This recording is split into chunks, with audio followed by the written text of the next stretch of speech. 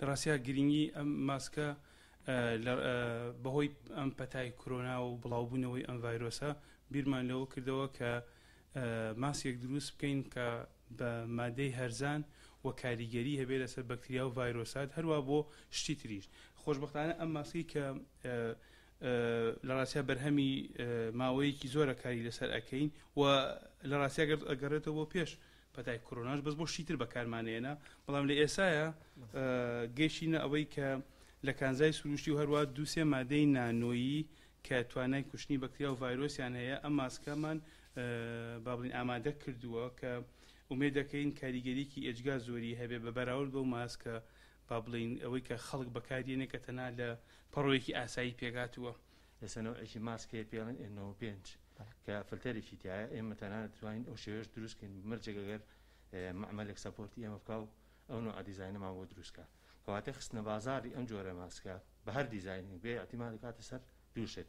یەکەمیان ئەو کارگەی کە ئەو ماسکە دروستەکات چ جۆرە دیزاینێک دەتوانێت دروستکە، دووەمیشیان ئایا ئەو دیزاینێکی ئێمە ئەمانەوێ هەڵی بژێرین بۆ ئەوەی کە سەپۆرتی مالتەکە بکە کە ئێمە تامانە دروست کردووە توانین بخێنە بازارڕۆ بە ئاسانترین شێوە بە مەرجێک سەپۆرتێکمان هەبێ و بتوانین ئەو دیزاینێکی ئێمە ئەمانە دروستی کرد. ئەو مادانی کە لەناو ئێرەیە هەن ئەگەر ئینسان مرۆڤ هەڵی بمژێت ئەو مادانە تەسیری لەسەر سیەکانی مرۆڤ نەبێت.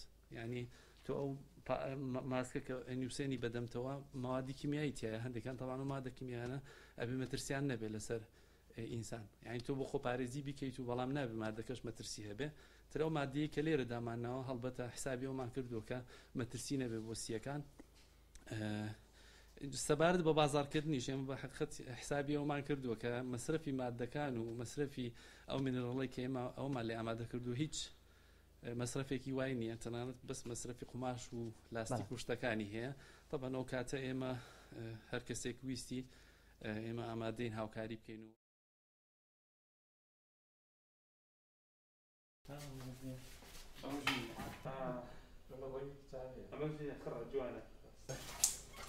أو يمين أما تقريبا أبيان تمثل هام دودانه